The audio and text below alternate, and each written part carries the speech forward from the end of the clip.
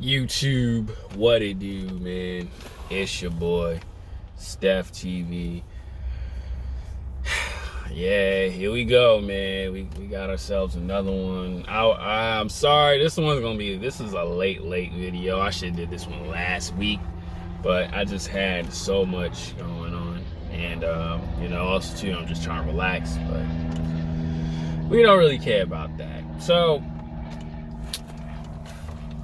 as you see in this clip right here, and honestly too, bro, it's it was going very viral. A lot of women were offended, but it's the truth, right? It really basically says what it means about the square type, or let's just talk about the Russell Wilson, right?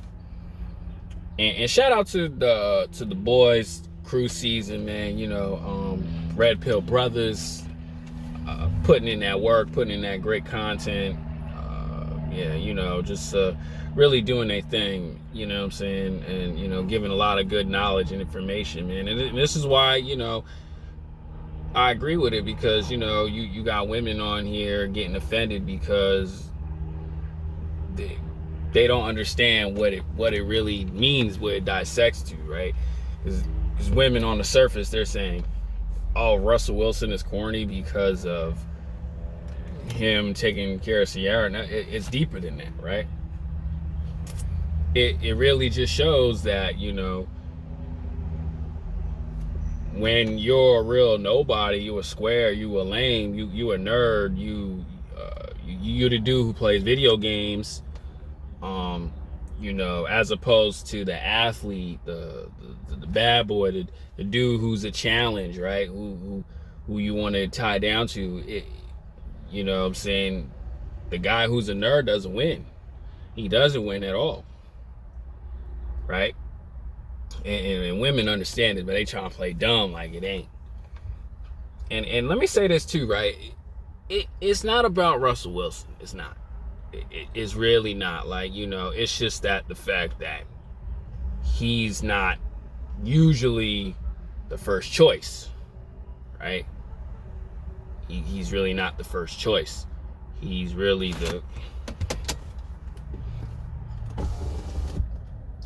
he's not like the first choice. He's the second guy. In order for him to have a chance with him is when, like said in the video, when she already got pregnant by Pookie and Ray Ray, she got dogged out by all these dudes she tried to tie down to, all these guys she wants to control or tries to change, but it just doesn't work. Or she just comes to her senses, even though women already got senses. They already understand that, like, you don't stand a chance. And that's where, like, a lot, and honestly too, I'm gonna really say this as well. This is why I tell you guys, man, exposing the truth to women don't want to hear it. Women don't want to hear the truth. They don't care about, what we say, because they're the type of people who want their cake and eat it too, but it don't work like that. So, all right, let me say this too. I want to put this into analogy terms, because I seen like Steph Cole video. He did it a certain way, but it had me thinking about it, right? So let's say you a dude who work at a job, right? You first started there, you're real polite, you do your job, you like at a factory job, right? Where you push your vitamins. This is where I'm coming from. You produce at least 30 boxes, right? Which contain 25,000 pills per box, and there's 30 of them, right? Add that up, that's close to 900,000 to 1 million. Don't quote me on it, right? And you've been doing that for the past 1 or 2 years, but you have ambitions of, you want to move up in a company. Say you want to be a mechanic. Say you want to be a lead or an assistant, or you want to move up to a supervisor or a manager. But for some weird reason, like in most of these jobs, there's cliques, and you most likely you not it. Like, you know, you're a great worker. You help everyone. You do this, but you're not good enough, right? The supervisor, well, oh, okay, when it's time for you to get your how do I say it? It's time for you to get your bonus, or it's time for you to move up. They're gonna say, well, I'm sorry, but you just don't seem like you're a right fit for the company. You just seem like you're a right fit. Now, like I just said, you're the great worker. You don't curse. You're very polite. You don't kiss up, but you're a great worker. But you just don't fit into, you know, the supervisor's world, or like the other mechanics or whatever. And they just say, oh, you're just not a good fit. And you sitting there scratching your head like, wait a minute, man. I'm the nicest guy here. I help all my coworkers out. I'm careful of my paperwork. I don't make no mistakes. Or you do a little bit, right? But I don't fit in well enough. And then you do it again, and you actually go harder. You know what I'm saying? You're trying to push for 35 more boxes, maybe 40 boxes, but you still in the back of your head, you get treated like dog crap, right? You get treated like dog shit. And they just say, well, you know, we just want to go with somebody else. We feel like they're a better fit for the team. But you sitting there and still scratching your head saying, how? That person just applied 6 months ago. He already moved up. But meanwhile, I've been here for like a whole year and a half, and I'm still not good enough. So you're trying and trying. So you're going harder. And, you know, you talk to management. They say your numbers is great, but they have no control of allowing you to move up in the company, right? And now you're starting to get angry and frustrated because it just seems like, you know, in that particular company, you're just not able to move up. You know what I'm saying? They don't want you to grow and succeed, right? And you mad, and then you had enough, so you get fed up and go somewhere else, right? You're still in that same company, but you're in a different department. And then, you know, who knows? Supervisor was cool with you. Now get this. You're the same guy since day one. No matter how many times you got pissed off, you know what I'm saying? You try to contain your anger. You try to do your best, you know, not to flip out. But you finally got to a position somewhere else, and then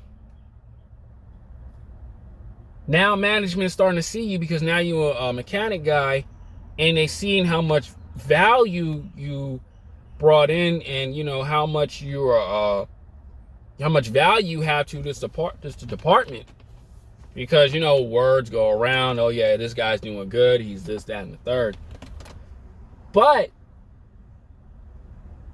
when a year later, that same supervisor who went up to you, who was talking bad about you, said, you know, you don't fit in, you don't seem like to do well, all of a sudden goes, hey man, you know, I made a big mistake, man. I really wish you was still in my department. I would like for you to come back. And you know, I feel like you would do some damage in my shift, my department. And then you go, well, okay, you forgiven, but you asked for a pay increase. Yeah, so you ask for a pay increase, and they go, no, we cannot do that. But I'm the best guy here. I'm doing better than your dude who's been here for 10 plus years, 15 plus years. I'm doing better than the guy you hired. But you still won't give me what I want, but you're allowing me to come back and still do the same pay, and I just gotta take it. That's how women are. That's how women are. Women don't take accountability for themselves. They don't take the accountability of saying, you know what, I was chasing all these bad dudes. I knew they wasn't right. I did look you over. I did saw you as a lame at first, but I see you doing good now. I'm here now. But women will never say that. They will say things like, nah, you just not ever talk to me. But you were trying to go after her. You were trying to date her during your lowest times. But she completely ignored you. She left you on scene. She dissed you for Chad and Tyrone. She dissed you for the dude she knew he ain't nothing. But after her best years are decreasing, or she either got a kid or she come to her senses, like I said early in this video, now all of a sudden you're doing good for yourself because you making the money, you got the type of lifestyle, you got the type of car that you want. You're basically a second choice, a provider, and you have to accept that. It's crazy to me. It's crazy to me. So you mean to tell me I gotta grind, sacrifice, put in this work, meanwhile during your best years you were chasing these dudes, getting dug out by these dudes, getting disrespected by these dudes. So when my time is coming, I get nothing but used guts. It's blasphemous for me. It's crazy, bro. It's crazy how the women are, and that's why I talk about these in these videos, because when you're a guy that's less than, when you're a guy that's nobody's putting their head down, you're not gonna get seen with chicks. If you're not a bad boy, you're not gonna get seen with chicks in her prime years. So when you hit your prime, you have to settle for somebody lower than, after all the work and sacrifice you did, after getting constant no's over and over again. You as a guy have to settle for that. I'm sorry, I don't think so. And that's the problem. That was the problem. Women just didn't understand. Like, I seen chicks on Facebook posting pictures of Russell Wilson treating Ciara like a queen, but doesn't, they tend to act dumb on what it really means. The dude who's a nerd, the dude who's not an athlete, the dude who's not a bad boy, he doesn't get those chances. He doesn't have as many options. The quiet guy doesn't get that until later on in life. And then it was crazy too, was like, I comment on that video that I'm gonna upload, right? I comment on it, and one woman said, "Oh, grown women want grown men. Little girls want little boys." Stop it, stop it, stop it, stop it, stop it. Stop it, miss. Stop it. And then you got other women comment, "Oh, Russell Wilson's a square. He's a..." Stop it. Stop it. You would not talk to him if he was still trying out for the NFL. You would not give him the audacity until it's too late for you. You would not talk to him if he didn't have a ring. You would not talk to him if he didn't have a name. That's the thing I talk about. That's the reason why I create this channel. The difference between the cold dude and the guy that has to literally, the cold dude and the guy who isn't doing anything. And that's why I make these videos for you guys, so you can understand that when it's your time later on in life, you're gonna deal with a lot of women like this. I'm gonna be honest with you guys. If you 24, 25, I wouldn't say that, 26, 27, you're gonna meet chicks that are gonna look at you as the second option. And that's something you have to figure it out. Even though you cannot control her and tell her, you cannot tell her you have to be the first, but you're gonna be that second option. A lot of dudes, I'm gonna say it like this, a lot of dudes are Russell Wilsons. The ones that are grinding, the ones who don't get looked at. And you have to pick and choose whether you want the type of women in your life. You gotta choose that. Don't let women sit here and belittle you and try to play dumb and say, "Oh, I like the nice guy, this, that, and the third." Yeah, you're saying that when, okay, you haven't got tied down by the one. You couldn't control the one that you wanted. But when your turn is coming to an end, now you want to settle. Now all of a sudden you want to give a guy a 90-day rule, right? Just like this TV show called Girlfriends, right? There's this one part where Tony Childs cheated on Greg because Greg was going broke. He couldn't afford to take Tony to these luxurious places. But she was still dating the doctor dude who had the house in the hills, who had everything she wanted.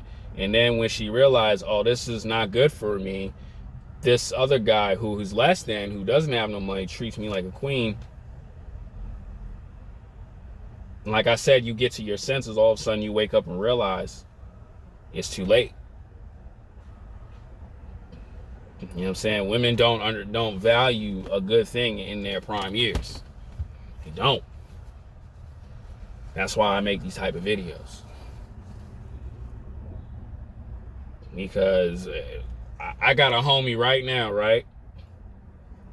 He doesn't understand this female content. He doesn't understand this. And when he gets up in life, because he's a really smart, intelligent guy, when you start making the type of money he like, the girl that dissed him during her best year, she pregnant right now. Well, she's not pregnant. She got a kid, and her dude's a nobody. He gonna cheat on her, leave her. That's when my homie gonna swoop her up. But doesn't understand that, bro, you are not ever the guy she wanted. She did it to his face, disrespect him and everything, but doesn't understand. And he gonna be a sucker, taking care of another man's seed. He gonna be a sucker, be in second place. He gonna be a sucker. Oh, good things always happens to them when you wait. Yep, yeah, that's gonna be you, and that's gonna be a lot of dudes unless you understand your worth. Gotta understand those things, fellas. Got to, because if you don't, you are going to look crazy, and she gonna tell you to your face when you're already locked in. You wasn't the one I wanted. You were just there. It's like in a video game. It's like with the cursor on the, like in Super Smash Brothers, when you put the cursor and then the character goes like this and it goes by and go, hey, pick me. Yeah, that's gonna be a lot of guys. Just scroll past until like, all right, I'm bored. Understand these things, fellas. Don't. The Russell Wilsons will always be second place. Understand that. Hit like, comment, subscribe to my ish. I'm out. Squares don't get super attractive women in their prime.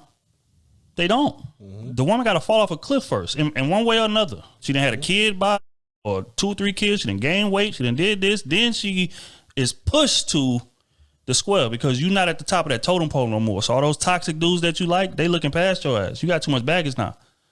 So now it's like, okay, I'll go back in my deck and give the square a chance that I looked past over 10 times before to be with this no nothing that I got a kid with that he don't take care of or pay child support for.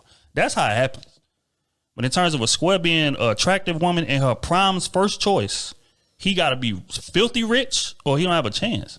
That's just honest. That's just honest. I agree. Shoot my nigga some bait. Yeah, I give you that.